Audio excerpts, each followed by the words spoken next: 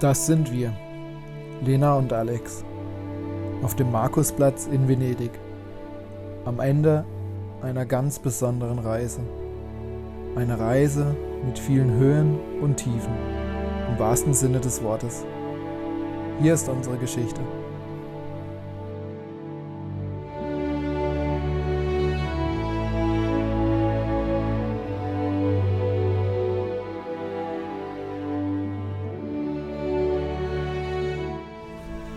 Tag Nummer 1, jetzt gehen wir gleich noch in den Supermarkt, Frühstück holen, Kaffee trinken, dann an den Marienplatz und dann geht's los.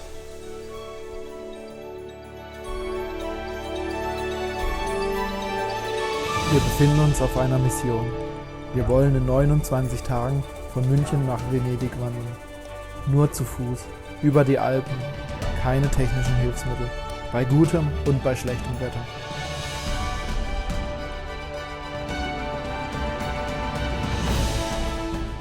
Wir laufen heute eigentlich den ganzen Tag entlang der Isar und die wird uns auch noch die kommenden 2 Tage begleiten.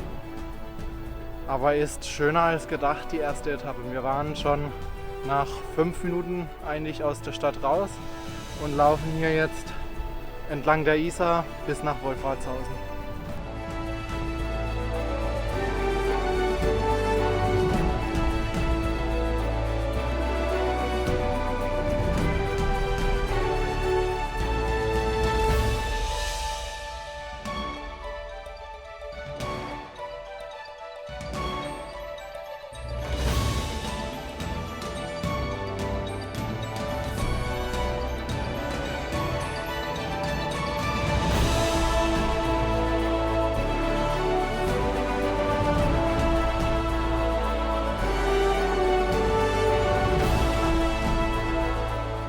Luftlinie sind es übrigens nur 300 Kilometer von München nach Venedig.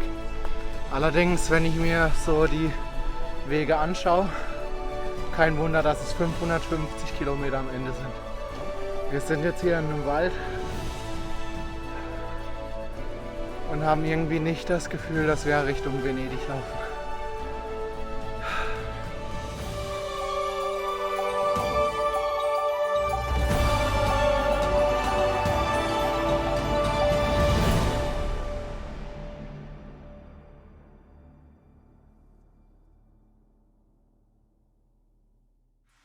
Ab jetzt wird es für heute schon anstrengend. Es hat bestimmt 30 Grad und der Weg geht einfach nur hier durch den Wald.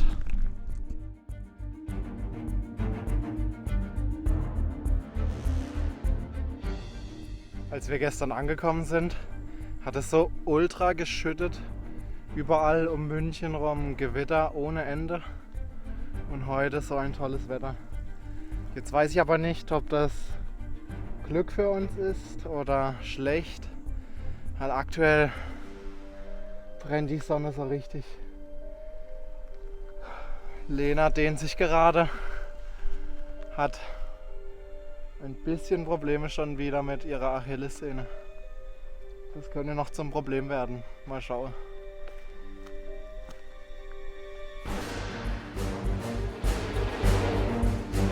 35 Kilometer gleich am ersten Tag. Die letzten 10 bei erdrückender Hitze. Zweifel kommen auf. Zweifel, ob wir uns nicht zu viel zugemutet haben.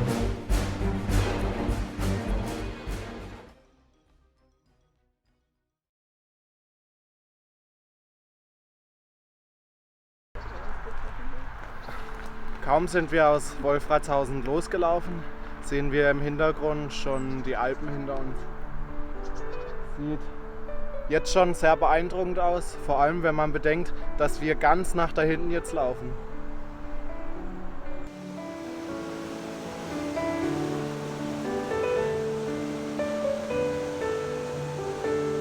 Wir laufen entlang der Isar und doch nicht entlang der Isar. Immer wieder fällt es uns schwer, den richtigen Weg zu finden. Keine Beschilderungen, keine anderen Wanderer. Es fühlt sich nicht nach einer Alpenüberquerung an, vielmehr nach einem zu langen, chaotischen Spaziergang.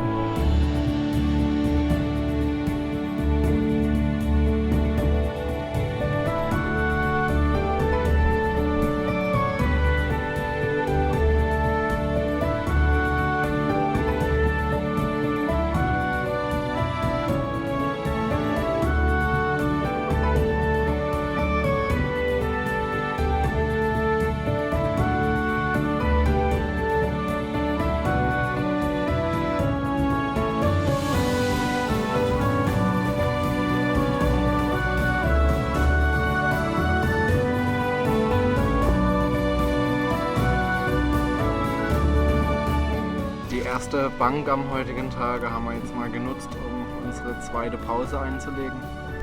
Weil wir gemerkt haben, dass es besser ist, mehrere Pausen einzulegen und den Rucksack öfters abzulegen. Aktuell sind unsere Hauptprobleme von den Füßen auf die Schulter übergesprungen. Aber wir haben schon die Hälfte.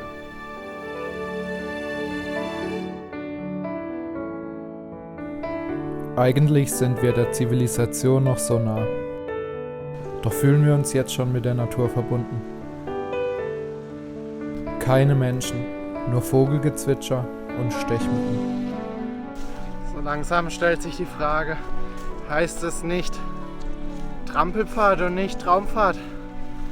Wir laufen hier komplett durch den Busch.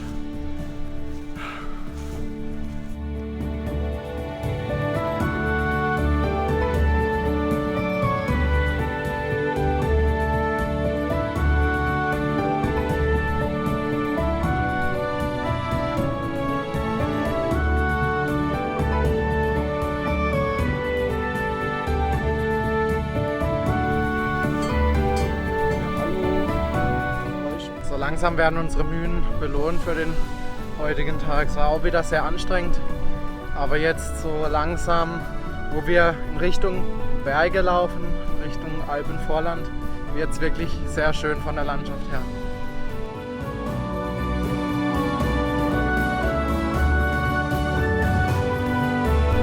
Doch auch heute sind es 27 Kilometer und wir hätten keinen Schritt weiterlaufen können. Am Abend stellt sich für uns die ernsthafte Frage, ob wir wirklich weiter wandern wollen. Lena hat Probleme mit ihrer Achillessehne. Ich kann mich kaum noch bewegen.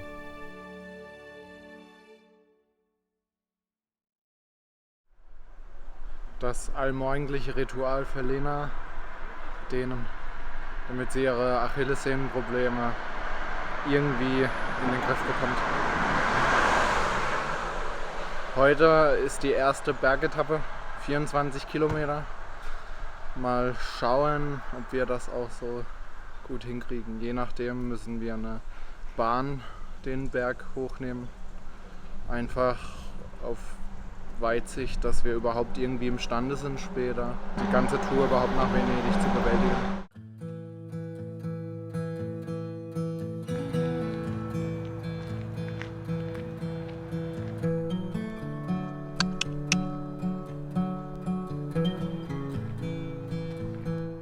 Ja, was für ein Hammer-Ausblick hier. Wir laufen jetzt 12 Kilometer ab Bad Tölz bis nach Lengries und dann geht es steil den Berg hoch auf den Brauneck. Ich habe gerade die Drohne fliegen lassen. Links seht ihr das Brauneck und dann werden wir über das Gebirge drüber wandern bis zur Benediktenwand dort rechts und dort werden wir dann bei der Tutzinger Hütte heute Nacht übernachten.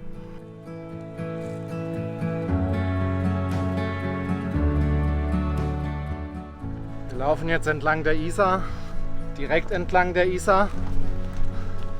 Da muss vor Monaten oder Jahren mal der Weg weggebrochen sein. Wir mussten jetzt schon ein paar Mal improvisieren, durch den Wald laufen und Bäume durch unter umgefallenen. Es wird nie langweilig auf diesem Weg. Angekommen am Fuße des Braunecks. Ab jetzt beginnt die Tortur.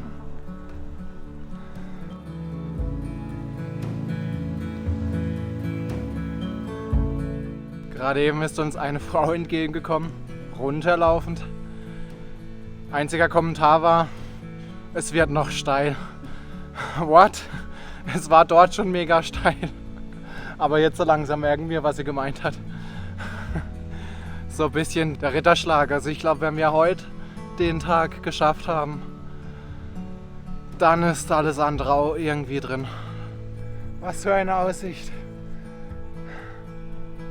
Gleich haben wir es geschafft. Gleich sind wir oben am Brauneck. Schweißtreibend trifft es wirklich.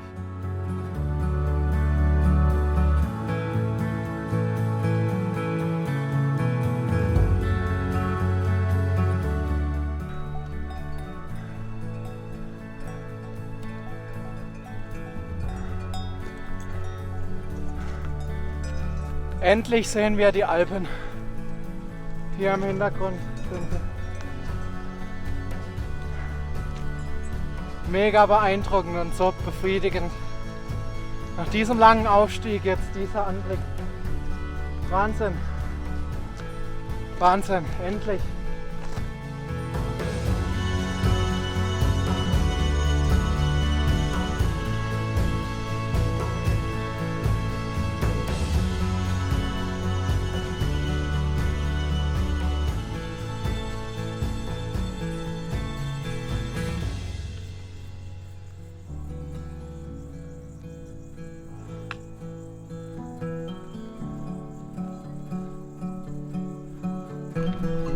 Regel Nummer 1, wenn man einen Berg besteigt, mach die Bilder erst, wenn du oben bist. Die Aussicht wird immer besser. Nur man sieht ein bisschen verschwitzter aus.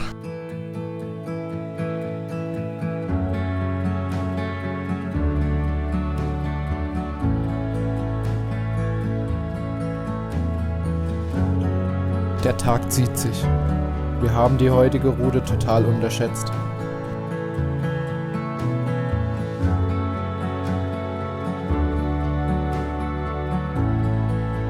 Das tolle Wetter und die sagenhafte Landschaft machen die Anstrengungen jedoch wieder wett.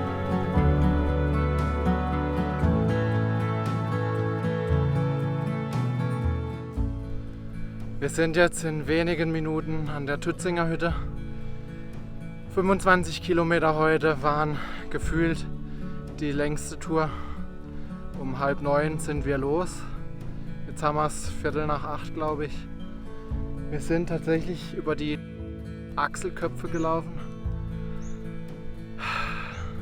Ich glaube 1 Kilometer komplett nur geklettert. Es war so anstrengend und hat sich so hingezogen.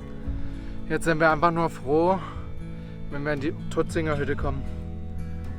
Und erstmal was essen. Und die Schuhe ausziehen können. An der Hütte angekommen, erwartet uns eine schlechte Nachricht. Aufgrund Corona sind die Duschen gesperrt.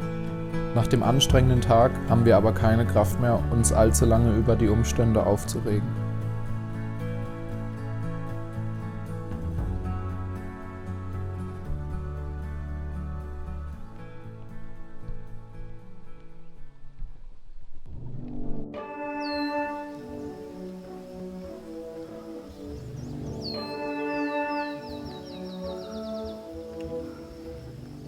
Tag Nummer 4 ist angebrochen. Da wir gestern 11 Stunden gewandert sind, haben wir uns dazu entschieden, die Benediktenwand auszulassen. Das heißt nicht hochzulaufen, sondern außenrum zu wandern, hier durch diesen Wald, damit wir heute so schnell wie möglich in Vorderriss ankommen.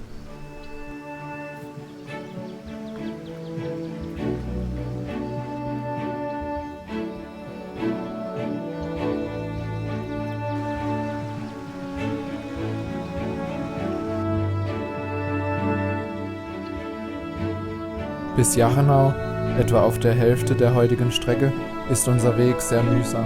Es geht stets bergab auf einem engen Waldweg.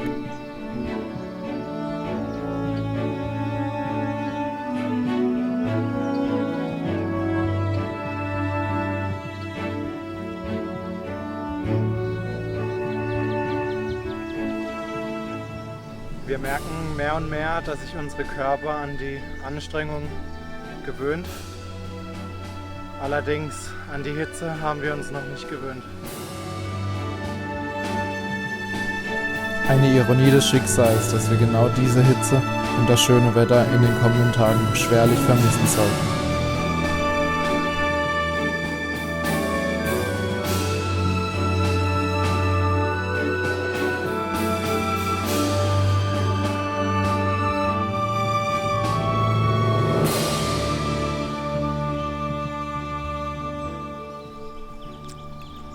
Bei der Hitze auch ganz wichtig, dass man genug trinkt. Jetzt laufen wir hier noch den Berg runter und da unten ist unser Hotel für heute Nacht. Und ganz da hinten ist das Karwendelgebirge. Da werden wir morgen weiter wandern. In unserem Gasthof in Vorderriss fragen wir den Wirt, wie wir am besten nach Hinterriss wandern. Kopfschüttelnd und mit einem knappen Hinweis auf den Busfahrplan lässt er uns zurück.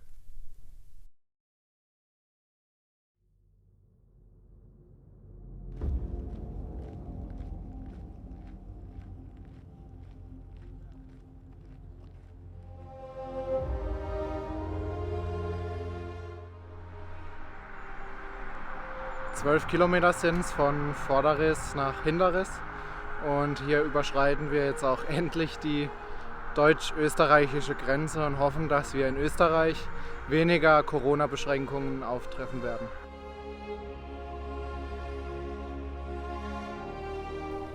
Mit 14 Kilometern in den Beinen treten wir den langen Anstieg zum Karwendelhaus an.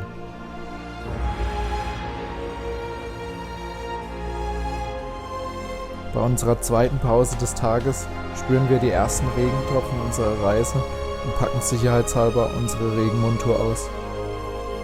Eine gute Entscheidung. Auch bei schlechtem Wetter ist es einfach nur beeindruckend hier.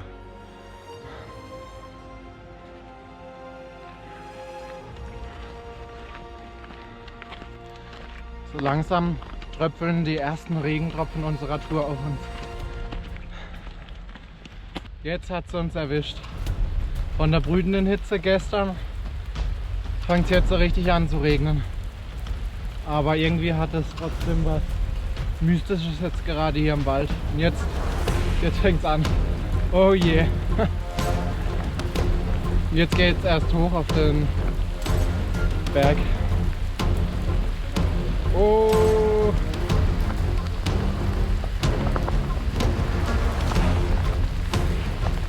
Jetzt beginnt das Abenteuer.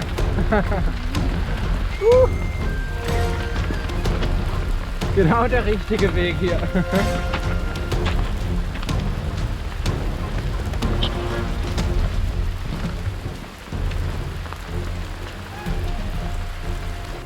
Für kurze Zeit regnet es in Strömen. Kein Unterschlupf in Sicht.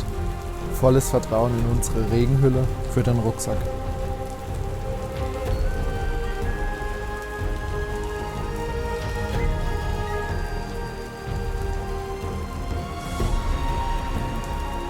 Keine Möglichkeit der Umkehr oder Rast.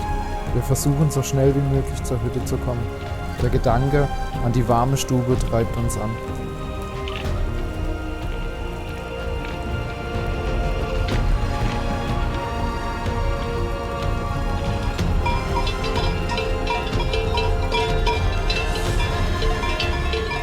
Wir sind gerade an einer Alm vorbeigelaufen mit so vielleicht 20 Kühe, hat man gesehen.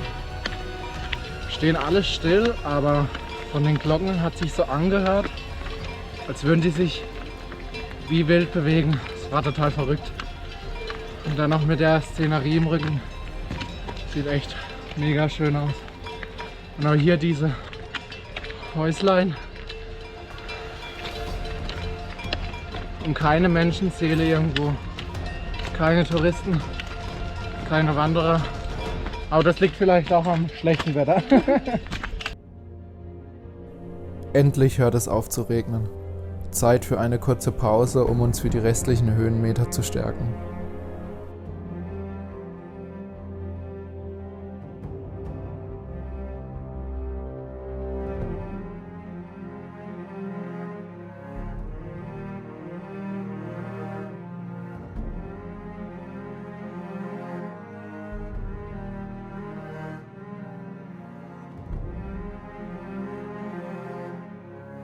Im Karwendelhaus macht sich Ernüchterung breit. Das schlechte Wetter soll auch die nächsten 2 Tage anhalten und noch schlechter werden. Die Schneefallgrenze sinkt auf 2000 Meter. Wir beschließen, am nächsten Tag nicht die Birka-Spitze zu besteigen, sondern einen 35 Kilometer langen und mühsamen Umweg zu nehmen.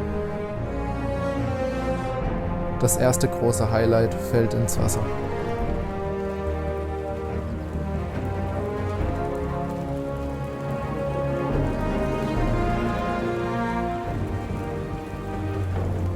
Die ersten 18 Kilometer haben wir ohne Pause zurückgelegt.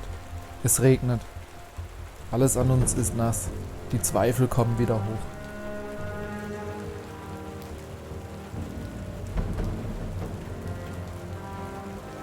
Auch wenn wir jetzt die Birka-Spitze umlaufen mussten, ist hier im Karwendelpark wirklich sehr schön. Auch wenn es jetzt gerade schon wieder anfängt zu regnen. Und wir müssen noch 10 Kilometer laufen. Mit Höhenmeter.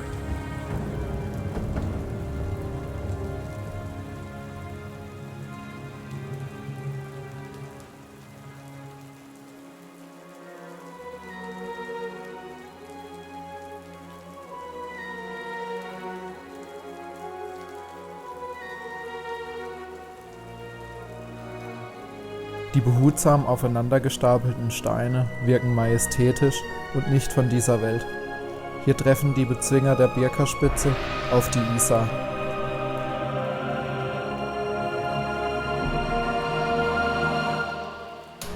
Wie vorhergesagt ist das Wetter auch am nächsten Tag sehr schlecht. Es regnet in Strömen.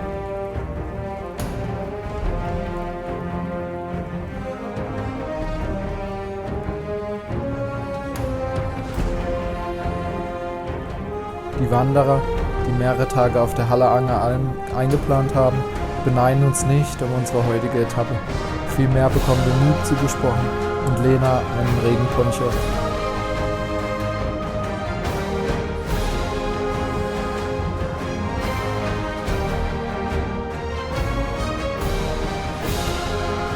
Der eh schon schmale Wanderweg verwandelt sich durch den Regen in einen kleinen Bach. Verzweiflung kommt auf.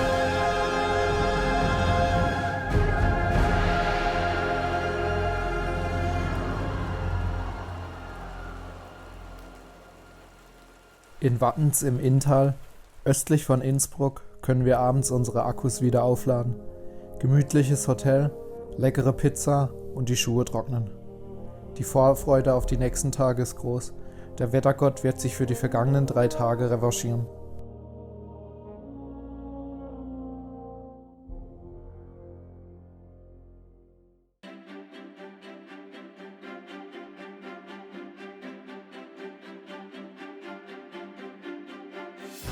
Nach 3 Tagen Regen im Karwendelpark geht es jetzt für uns weiter auf die Lizuma-Hütte. Und jetzt geht es so langsam wirklich in Richtung Zentralalpen.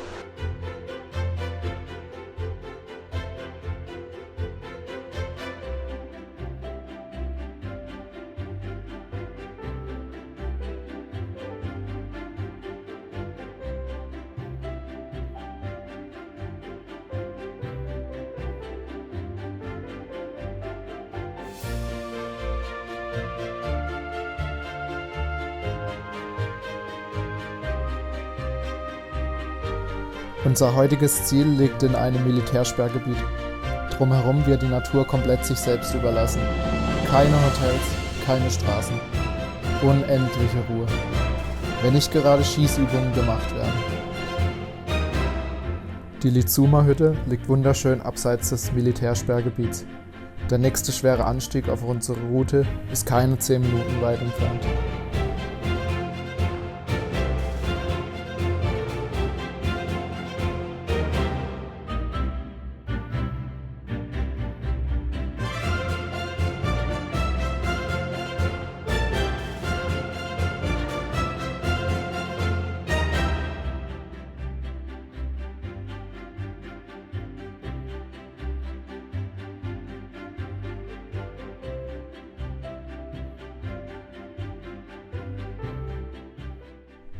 Sieht man da hinten das Karwendel. Noch gestern Morgen waren wir dort. Es fühlt sich ganz seltsam an. Diese Distanz, die wir jetzt schon hinter uns haben. Schon allein in 2 bis 3 Tagen, was da alles hinter uns jetzt schon liegt. Nach 2 Stunden Aufstieg sind wir jetzt auf 2700 Meter Höhe. Im Hintergrund von mir seht ihr den Junsee. Eine weitere unfassbare Aussicht hier. Es ist so schön hier oben. Es zieht ein bisschen. Und da wir ziemlich geschwitzt haben gerade eben, ist es schon gut, jetzt eine Jacke anzuziehen. Ansonsten würden wir uns, glaube ich, relativ schnell erkälten.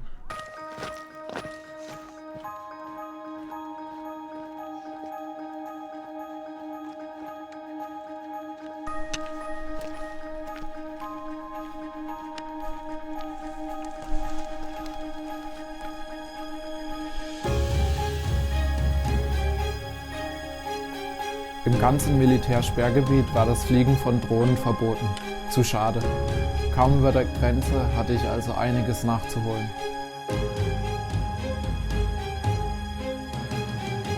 Die letzten Meter auf den Kamm sind nur schwer zu bewältigen.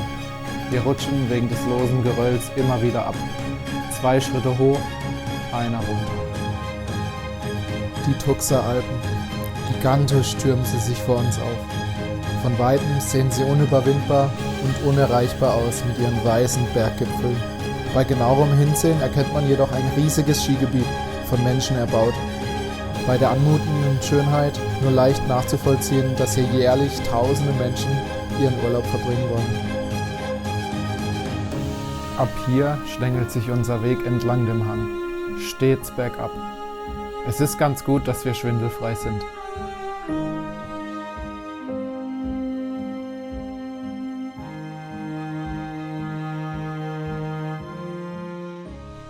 Leider haben wir im Tuxer Jochhaus keinen Platz mehr bekommen. Deswegen werden wir jetzt runter ins Tal nach Hintertux wandern, uns ein schönes Hotel suchen und dort die Nacht verbringen. Und morgen müssen wir leider dann wieder 500 Meter hoch. Yay!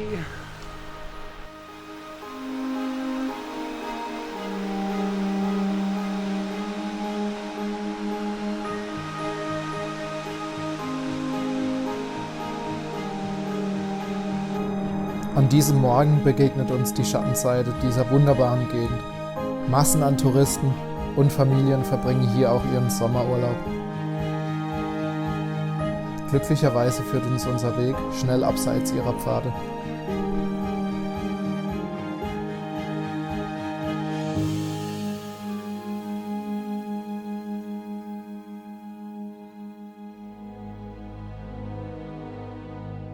Weg von den touristischen Pfaden, auf zu der nächsten Hütte. Wir freuen uns. Bei diesem Wetter macht Wandern so Spaß. Woo! Euphorie kommt auf.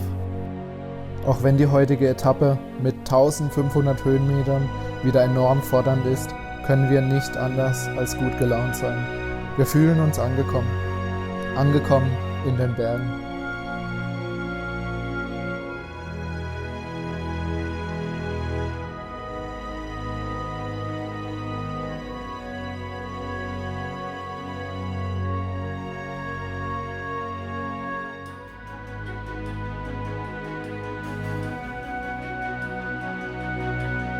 Überall auf der Welt suchen die Menschen schöne Orte und tummeln sich dort zu Tausende, um ein schönes Foto zu machen. Hier sind wir für uns, nur wir und die Berge. Stille, unvergesslich, unbeschreiblich.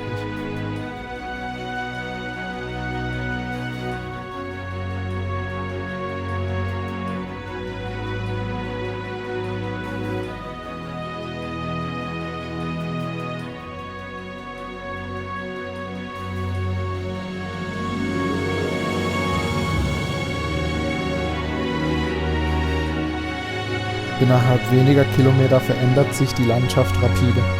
Wir laufen nicht mehr auf Steinen oder normalen Wanderwegen, vielmehr auf Geröll und riesigen Steinplatten.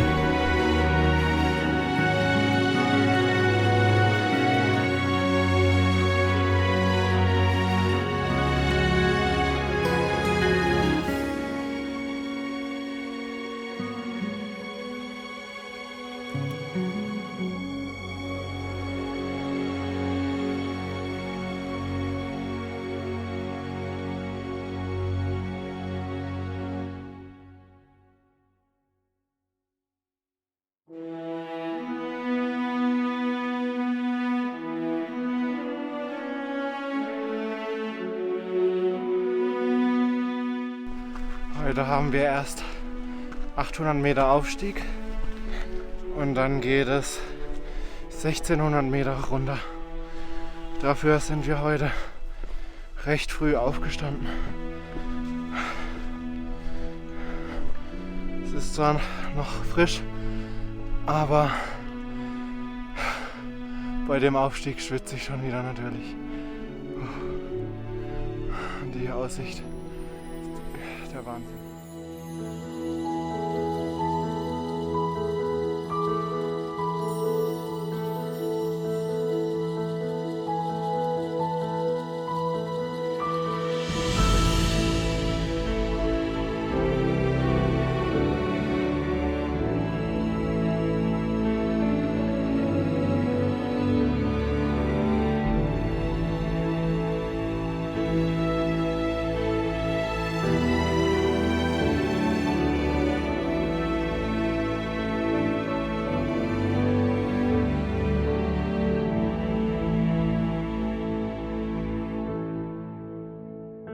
Plötzlich ein ohrenbetäubendes Grollen. Wenige 100 Meter hinter uns stürzen etliche Tonnen Geröll den Berg runter. Erst jetzt wird uns klar, wie schnell es gefährlich werden könnte. Kaum am Grat angekommen, geht es auch wieder steil den Berg herunter. Wir kommen nur langsam voran. Zu gefährlich und unwegsam ist der schmale Pfad.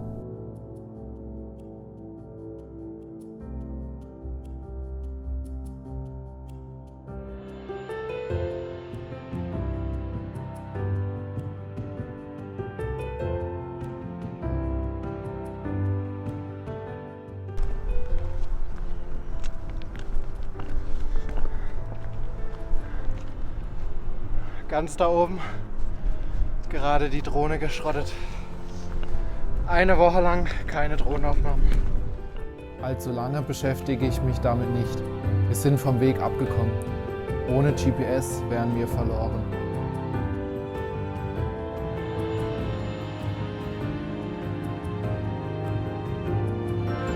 Rechtzeitig schaffen wir es über den Zamsabach, welcher im Sommer bei warmem Wetter nachmittags stark ansteigen kann.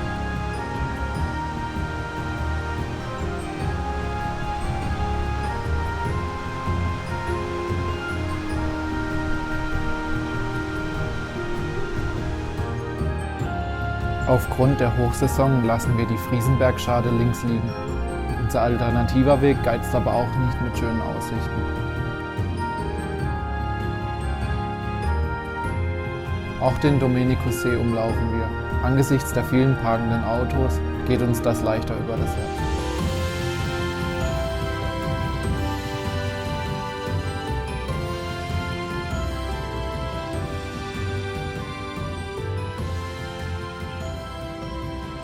Unsere letzten Meter in Österreich. Wir überschreiten die Grenze nach Italien. 11 Tage sind wir nun schon unterwegs und schon im letzten Land unserer Reise. Uns beschleicht ein kleines Gefühl des Endspurtes, ein trügerisches Gefühl.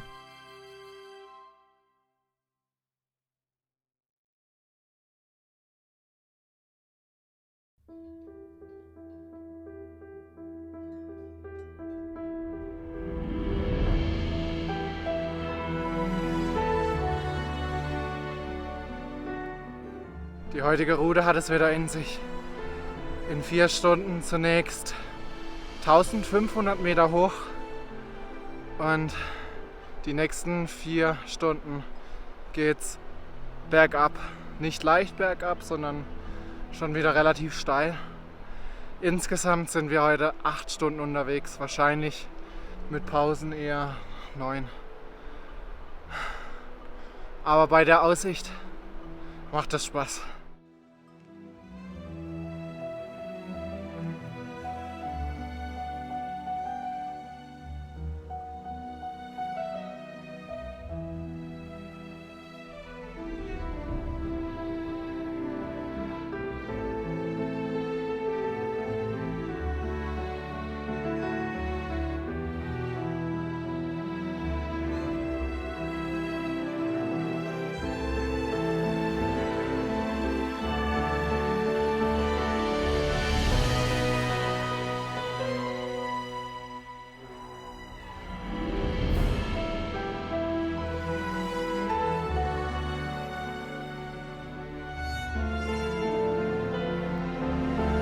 Mit dem Aufstieg zur Gliederschade heißt es für uns so langsam Abschied nehmen von den Zentralalpen.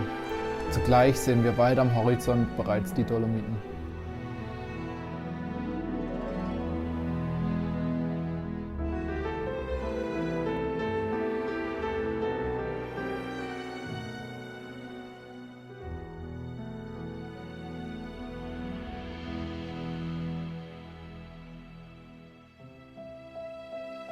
Der lange Abstieg bis Pfunders ist angenehm, aber kräftezehrend.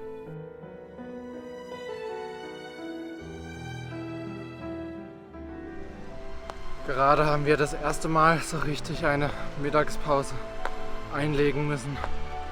Es gab leckeres Brot mit Frischkäse und Tomaten, ein Radler für mich und einen Kaffee und ein Süßgetränk für die Leni. Erschöpft erreichen wir unser Ziel. Mit Bier und Kartenspielen lassen wir einen tollen Tag mit gleichgesinnten München-Venedig-Wanderern ausklingen. Wir laufen jetzt gerade den Berg hoch zur Kreuzwiesenalm und beim Pausemachen haben wir den Vincent kennengelernt. Das Witzige daran ist, dass der einen Tag vor uns in Wolfratshausen im gleichen Airbnb war. Beinahe 5 Stunden ging es jetzt für uns nur den Berg hoch durch den Wald und hier hinter uns ist jetzt unser erstes Zwischenziel, wo wir jetzt gemütlich einen Kaffee trinken werden. Mit jedem Meter türmen sich mehr und mehr die Dolomiten vor uns auf. Noch eine Nacht auf der gemütlichen Kreuzwiesenalm und schon am nächsten Tag erreichen wir diese beeindruckende Szenerie.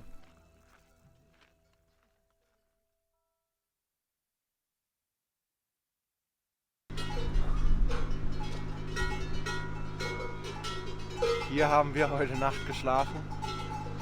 Es hat nicht nur gut gerochen, es war auch sehr ruhig. Tschüss Kühe. Zum Warmwerden erstmal 400 Höhenmeter, dass man ordentlich in die Gänge kommt. Aber herrlich hier mit den Zentralalpen im Hintergrund.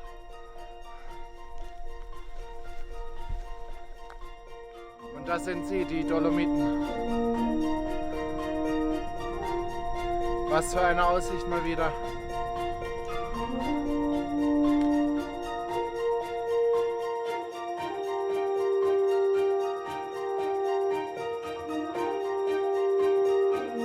Abermals treibt der sagenhafte Anblick dieser Landschaft unsere geschundenen Körper an, auch wenn der Weg unser Ziel ist.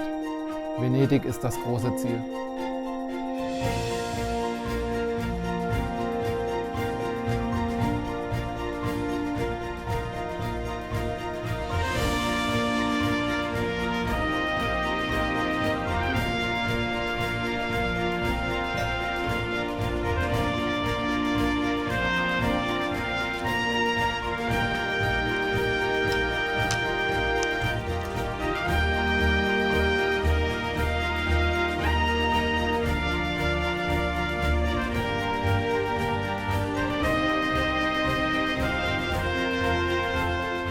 Endlich Mittagessen.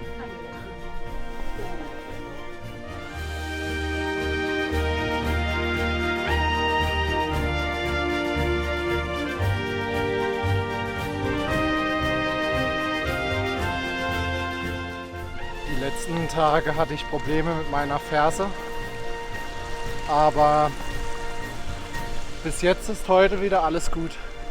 Danke Ibuprofen.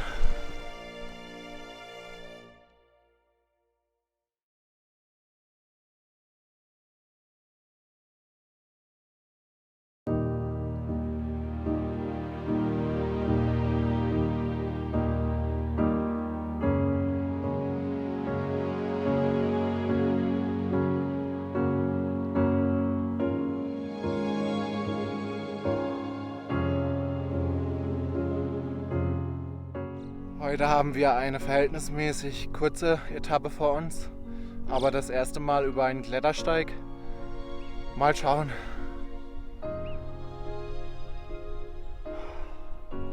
So ruhig hier.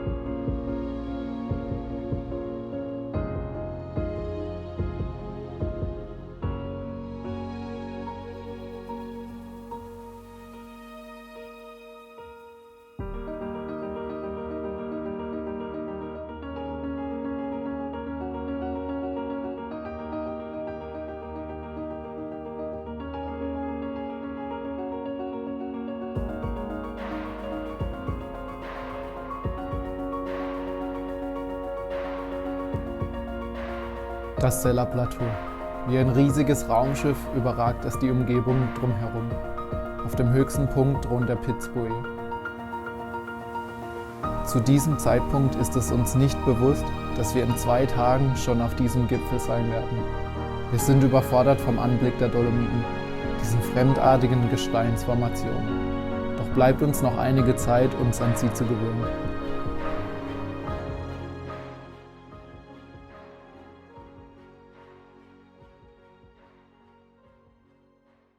Von der Puers-Hütte starten wir im Nebel.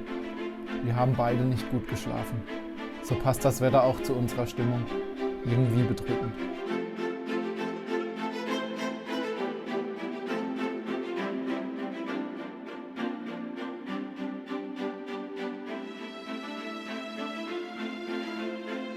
Doch kaum ist der Nebel verzogen, offenbart sich uns eine sonderbare Felslandschaft, die abermals nicht von dieser Welt scheint. Felsformationen, so skurril, dass es unmöglich scheint, dass sie von der Natur erschaffen worden sind.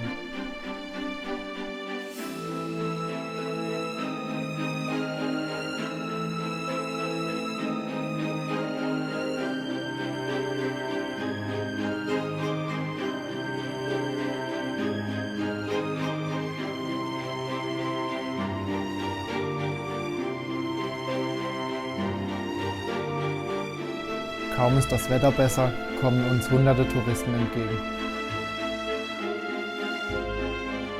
Wir durchqueren ein italienisches Touristengebiet.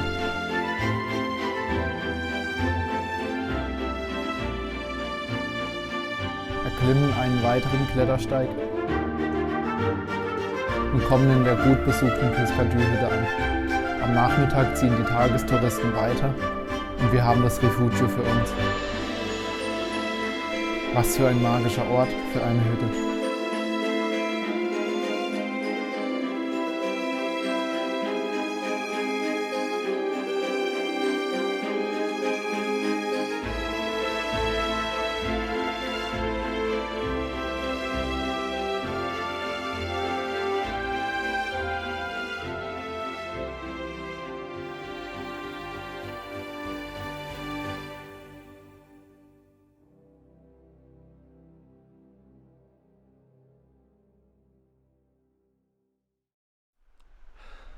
Heute geht es für uns auf den höchsten Punkt unserer Reise Richtung Venedig, auf den Piz Buoy. 3 Stunden Aufstieg. Zu Beginn frieren wir immer etwas, weil wir ein bisschen weniger anziehen. Es geht ja eh gleich den Berg hoch. Und lieber anfangs frieren als schwitzen und dann frieren.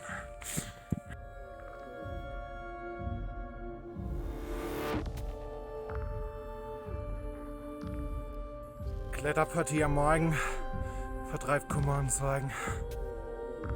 Oder beschert welche. Was sagst du?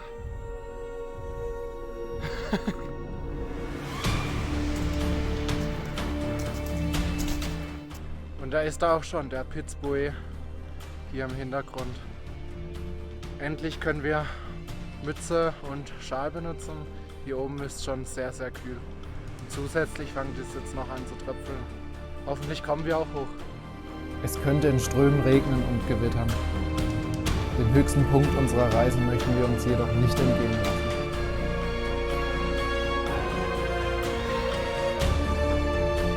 Die letzten Meter verlangen uns noch einmal alles ab. Regen, Wind, Kälte. Aber unser Wille ist stärker.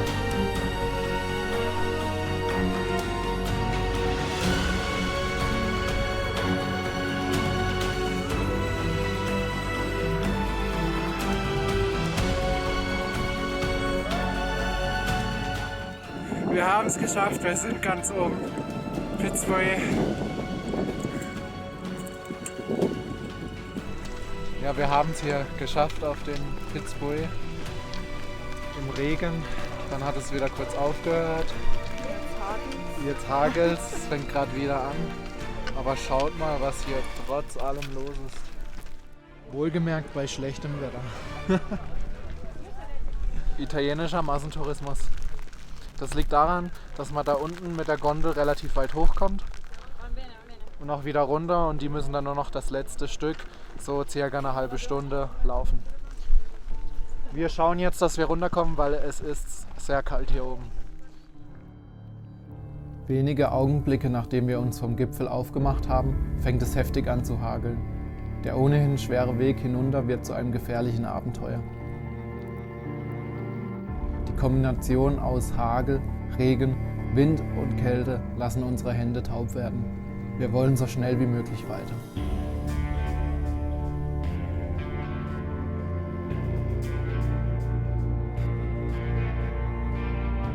Am Fuße des Gipfels reißen die Wolken plötzlich auf.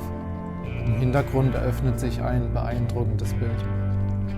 Was für ein verrückter Tag, bisher der ereignisreichste überhaupt in unserer Reise. Gestartet mit okayem Wetter, getröpfelt. Auf dem Gipfel oben haben wir kaum was gesehen, nur ein bisschen was. Dann hat es auf einmal geschüttet, gehagelt und jetzt scheint die Sonne. Wir haben jetzt noch circa 3 Stunden zu laufen bis zu unserer Unterkunft. So in 20 Minuten soll es anfangen zu schütten. Und zwar den restlichen Tag. Man sieht es jetzt hier schon im Hintergrund. Das wird jetzt alles zu uns ziehen. Aber so wie das Wetter heute verrückt spielt, haben wir vielleicht noch irgendwie Glück. Auf jeden Fall haben wir jetzt mal uns wieder komplett eingepackt und versuchen so schnell wie möglich hier runter zu laufen.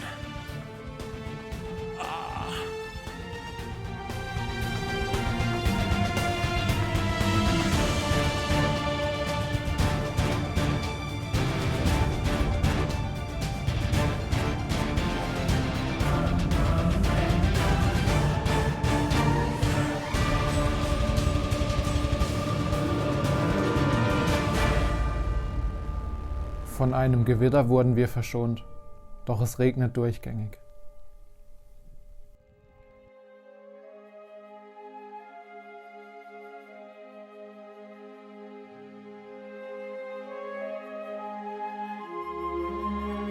Ein vorsichtiger Blick aus dem Fenster am nächsten Morgen lässt mich glauben, dass ich noch träume. Die Sonne scheint, kaum eine Wolke am Himmel. Die Berge strahlen in ihrer vollen Pracht, als wäre nichts gewesen.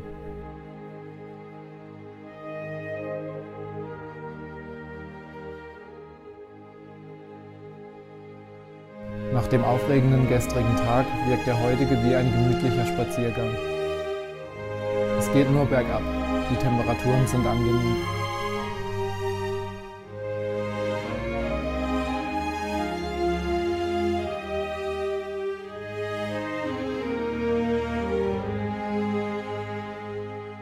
Fast den ganzen Tag haben wir unser nächstes großes Ziel vor Augen, die Zivetta-Wand. Alege ist ein kleiner Erholungsort. Heute ist Feiertag. Es ist viel los. Kein Wunder war es so schwer, hier eine Unterkunft zu bekommen. Wir wünschen uns die Berge zurück. Schon morgen ist es wieder soweit.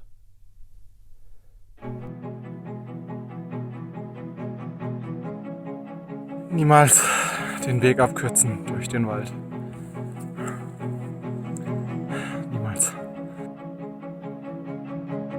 Die meisten Wanderer nehmen die Gondel bis zur ersten Station und starten dort. Die angeschriebenen Wege durch einen Wald sind wohl deshalb nicht gepflegt und nicht mehr begehbar. Wir sind kurz davor, die Gondel zu nehmen. Das lässt jedoch unsere Challenge nicht zu. Wir müssen improvisieren.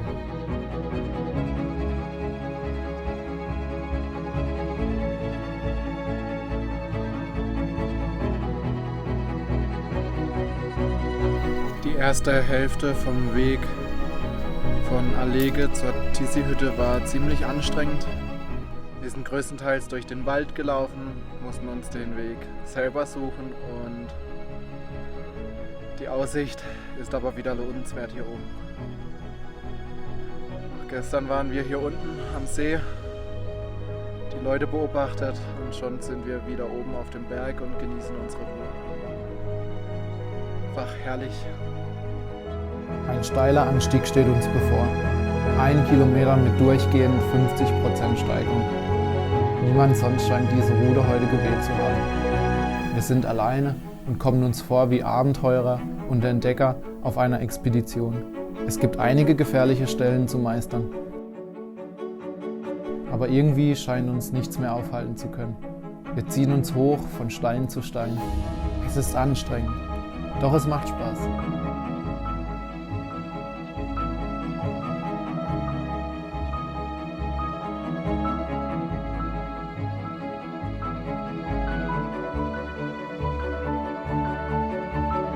Oben angekommen, werden wir von einer tollen Aussicht auf Allege belohnt.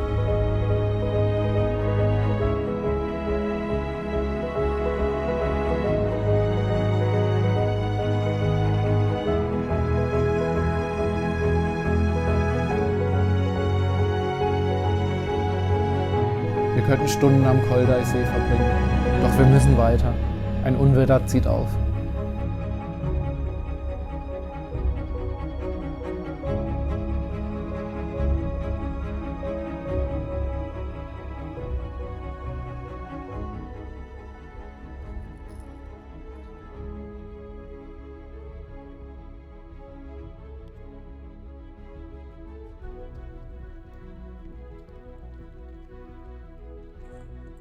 Von einer Sekunde auf die nächste fängt es an zu regnen. Genauso schnell hört es aber auch wieder auf.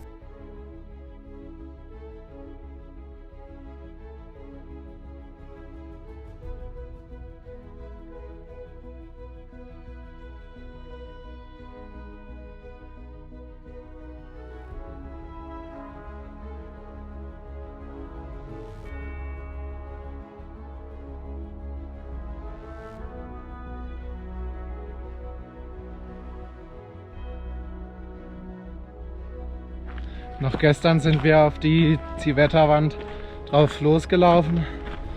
Heute befinden wir uns schon oben drauf. Wirklich beeindruckend. Mal wieder.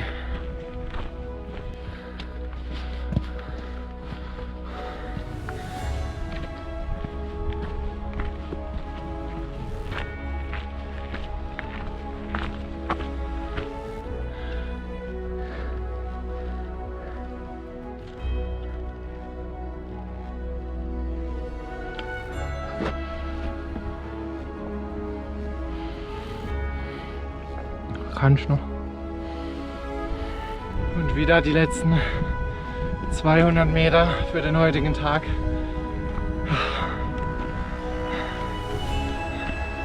Erschöpfung und Erleichterung.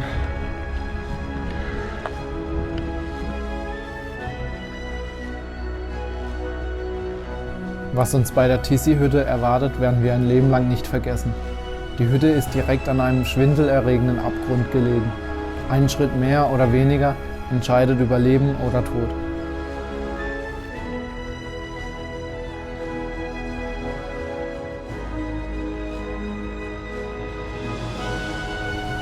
Wir nehmen uns vor, in Zukunft mehr zu leben und erleben. Sich weniger Gedanken machen über marginale Dinge, die man nicht beeinflussen kann. Das eigene Leben kann man beeinflussen.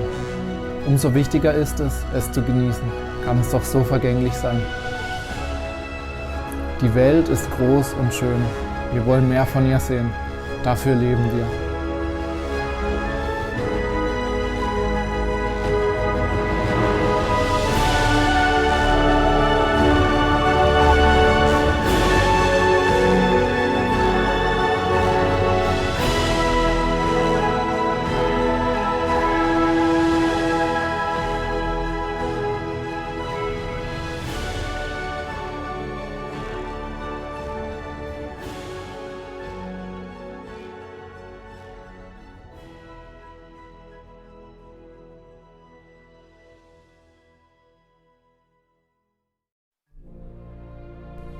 Wir denken, wir haben alles gesehen, verwöhnt von so vielen Aussichten und Erlebnissen. Das Laufen ist zum Automatismus geworden. Wir genießen mehr und mehr die Pausen.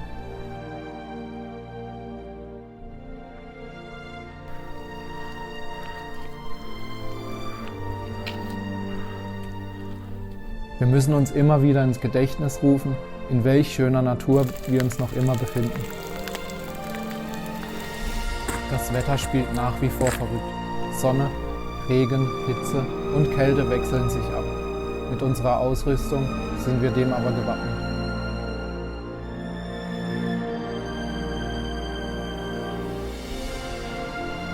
So langsam beschäftigen wir uns auch mit dem Ende unserer Reise.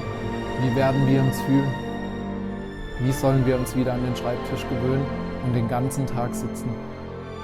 Paradoxe Gedanken angesichts dessen, was noch vor uns liegt.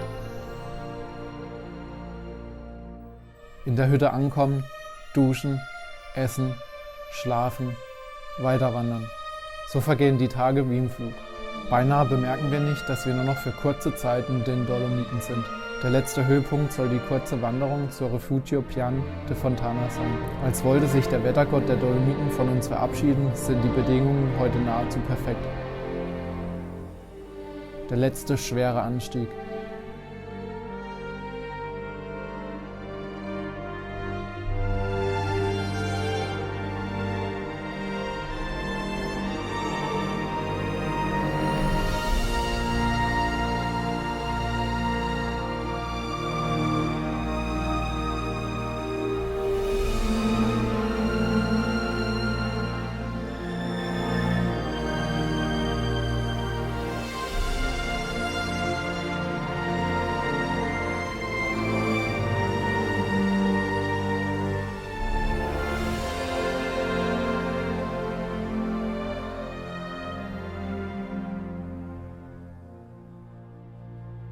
Wir fühlen uns angekommen. Heimatgefühle. Stolz erfüllt uns. Wie viel haben wir nur bis hierher geleistet? Wir wollen den Moment mit der ganzen Welt teilen und doch für uns behalten.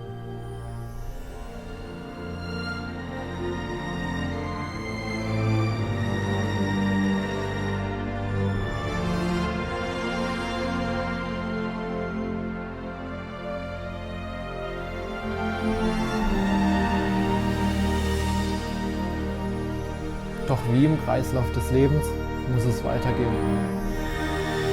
Schritt für Schritt, Berg für Berg, ein Auf und ein Ab, Etappe für Etappe. Wir wollen das Ziel erreichen. Wir werden es erreichen. Venedig. Auf Wiedersehen, ihr schönen Dolomiten.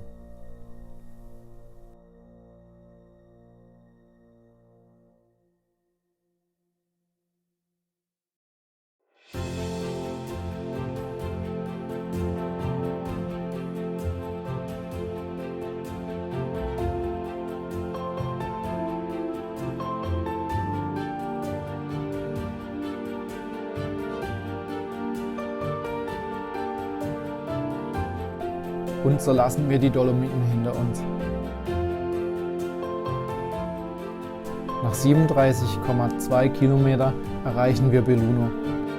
Es war unsere längste Etappe dieser Reise. In Belluno gönnen wir uns einen Tag Pause. Einen Tag den Körper schonen vor dem Endspurt in der Ebene.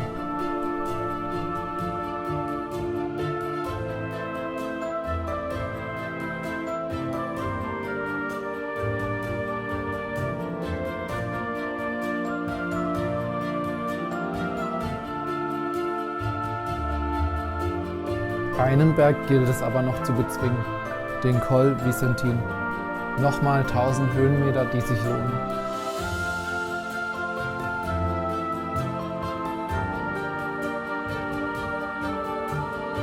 Wir haben die Hütte komplett für uns alleine.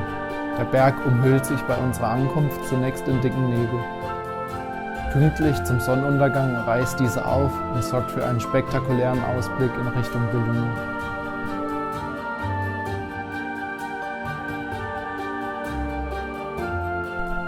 Am nächsten Morgen sehen wir weit am Horizont schon eines der letzten Ziele, das Meer.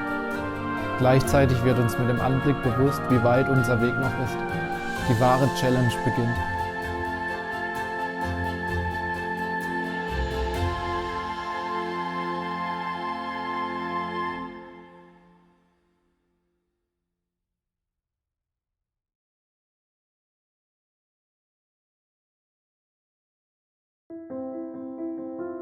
Höhepunkte sind nun rar gesät.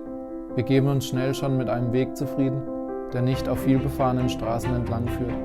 Leider ist dies nur allzu oft der Fall.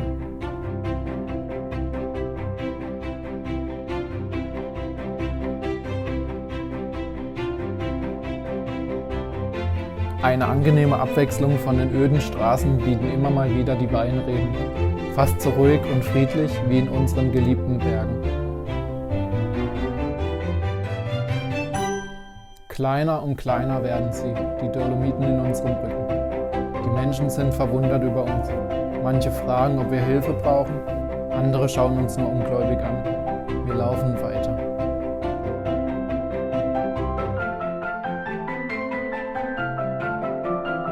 Der Damm der Piave entlang wird uns bis Lido di Jesolo begleiten, wo wir die allerletzte Etappe, die allerletzten Kilometer starten werden.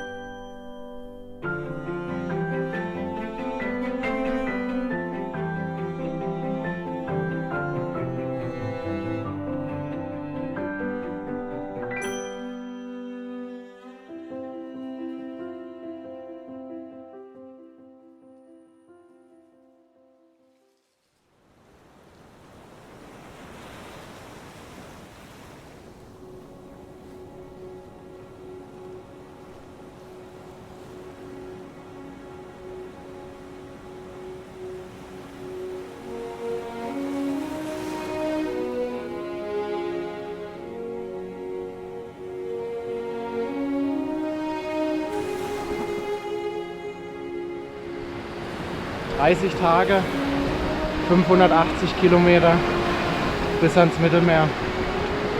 Nur noch 20 Kilometer bis Venedig. Es fühlt sich einfach surreal, hier zu sein. Und ich glaube, für die Menschen hier sehen wir auch aus wie Außerirdische. Und wieder sind wir unterwegs. Ein letztes Mal. Heute fühlt es sich anders an. Dem Ziel so nah.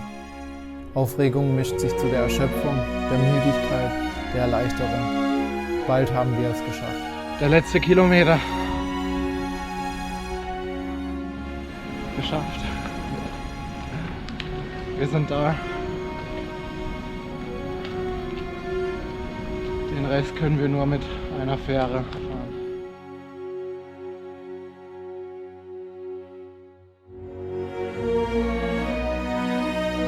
Was für eine Reise. So viele Erinnerungen. Der Start am Marienplatz, der Blick auf die Alpen in Wolfratshausen, der erste bezwungene Berg, der erste Blick ins Cavendish, der erste Regen, die Freude über gutes Wetter, tolle Aussichten. Die Anstrengungen, die Herausforderungen, Grenzüberschreitungen, Pausen, Unterkünfte,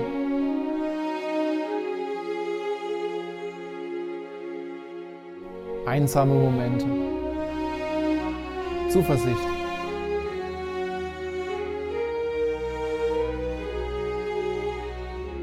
Unsere Besteigung des Piz Buey.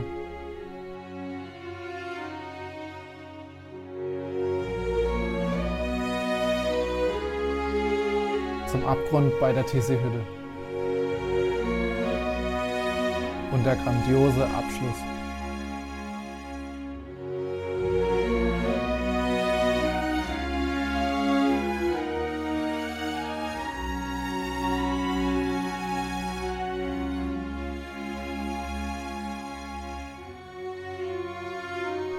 So sind wir nun nicht mehr dieselben, die vom Marienplatz losgelaufen sind.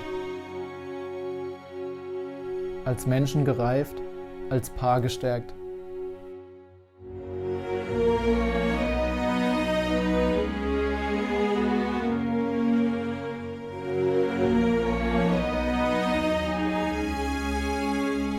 Die letzten Meter.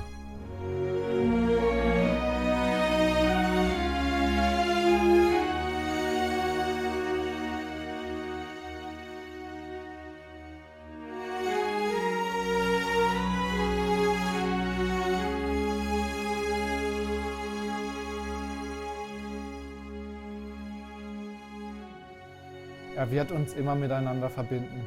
Unser Weg von München nach Venedig.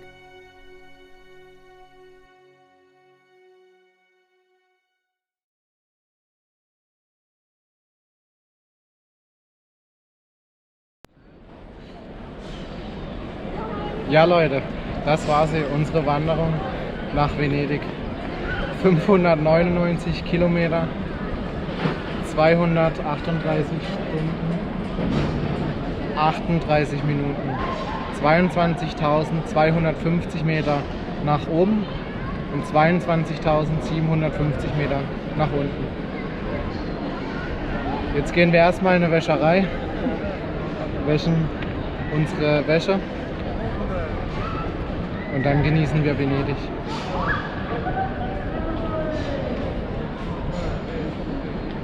Das war's.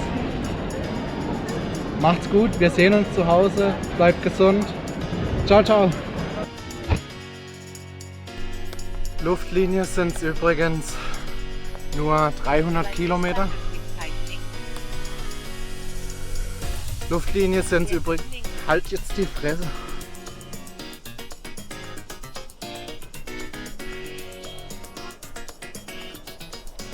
Bei der Hitze immer wichtig, dass man auch genug trennt.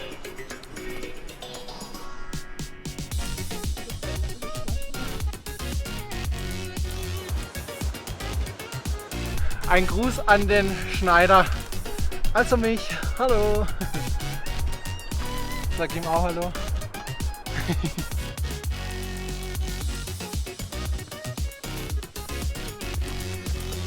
Leider haben wir im Tuxajok.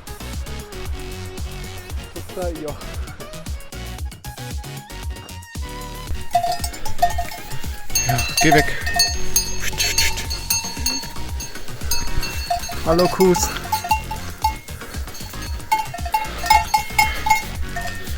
Kühe weg. Aus dem Weg. Aus dem Weg. Ja, du bist größer und stärker, ich weiß.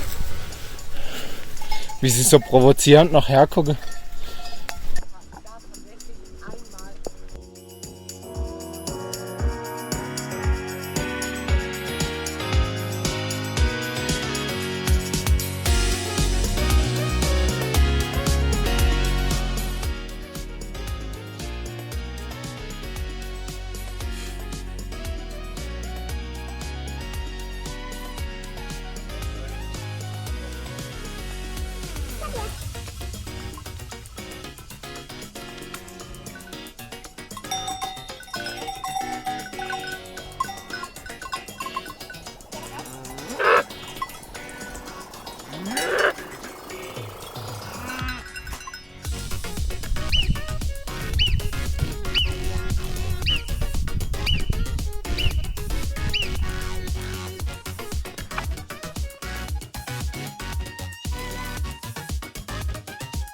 Kaum den Berg unten scheint die Sonne.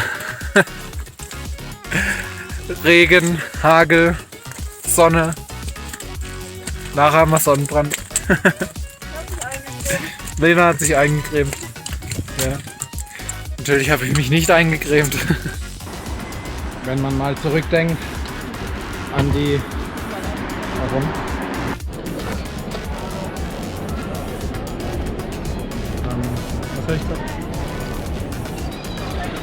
Macht's gut, wir sehen uns zu Hause. Bleibt vor allem gesund. Bis dahin, ciao, ciao.